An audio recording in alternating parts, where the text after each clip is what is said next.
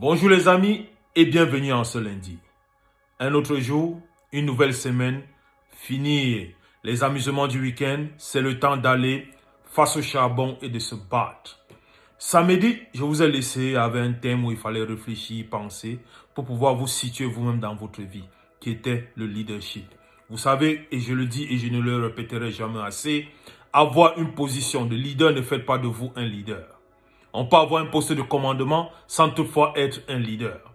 Et comme on peut être même le dernier de l'administration, mais avoir l'esprit d'un leader. Maintenant, quand vous êtes leader, il y a des positions, il y a ce que j'appelle le pentagone du leadership.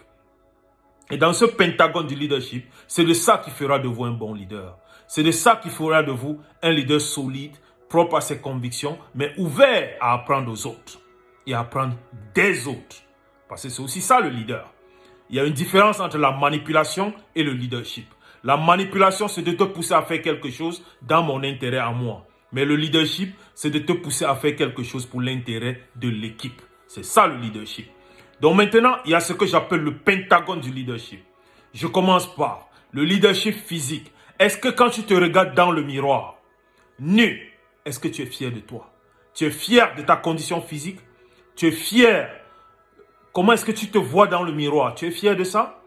Ou tu te consoles que ce sont les grossesses, c'est la vieillesse, c'est tout ce que tu peux appeler comme excuse. Mais je vais te dire, les excuses sont bonnes juste pour celui qui les prononce.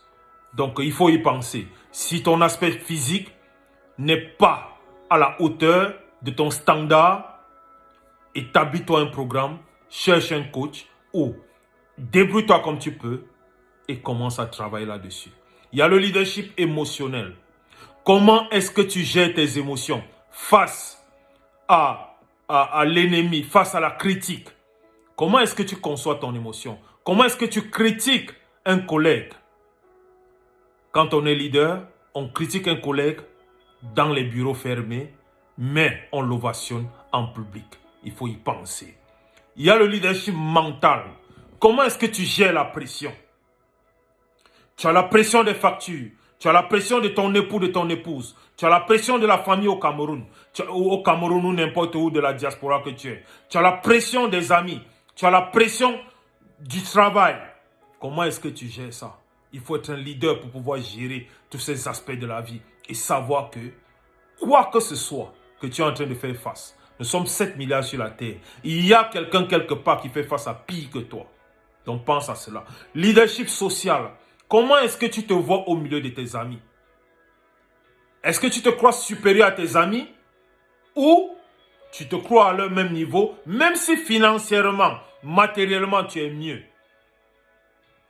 Comment est-ce que tu t'adresses à tes amis?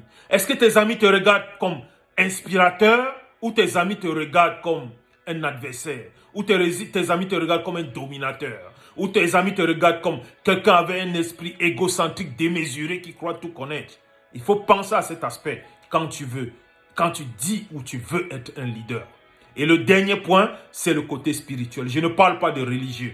Parce que la religion a été créée pour unir les hommes, mais malheureusement, 90% des problèmes de ce monde viennent des religions. Donc, mon très cher ami, toi qui m'écoutes, toi qui me suis, et je pense que peut-être tu me suis déjà depuis un moment, ou bien si c'est ta première fois, écoute très bien, je parle de spirituel. Rappelle-toi ceci, nous sommes un corps dans un esprit et non un esprit dans un corps. Donc il faut parler à ton aspect spirituel. Quelle est ta relation à toi avec ton Dieu, ton Yahweh, comme tu l'appelles? Ça te regarde comment est-ce que tu l'appelles. Quelle est ta relation avec eux? Donc c'est un peu ça, le pentagone du leadership. Et pour réunir tout ça, dans la Bible, il est écrit quelque part, le meilleur parmi vous sera votre servant. Donc un leader, c'est celui qui est au service des autres. Pas à son service à lui, c'est celui qui est au service des autres. Et il y a un philanthrope américain qui avait dit, si tu veux quelque chose, donne aux autres ce qu'ils ont besoin et en retour, tu auras tout ce que tu veux. Donc les amis, prends ces 5 minutes, revois cette vidéo autant que tu veux. Et si tu la veux que je te la donne, envoie-moi un message direct, je vais te la donner et pense-y. Le leader, c'est la seule chose que les robots ne pourront pas remplacer dans ce monde. où la technologie va à une vitesse énorme. Aujourd'hui, on crée un appareil ce matin, le soir, le concurrent sort un appareil beaucoup plus performant. Aujourd'hui, c'est ceux qui sont à la tête des corporations qui sont 5% qui gèrent 80% de la fortune mondiale. Et ils payent des leaders pour contrôler leur compagnie.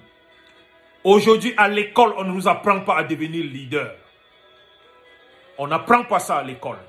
Donc, les amis, pense à devenir un leader et commence par être le leader de toi-même. Quand tu commences à être le leader de toi-même, ensuite de ta maison, de ta rue, de ton quartier, de ton village et peut-être de ta nation. Donc, les amis, tout est possible. Et vous savez, le monde, les gens sont pleins de potentiel, mais vous le savez comme moi, avoir le potentiel ne veut rien dire tant qu'on ne fait rien de cela. Peace.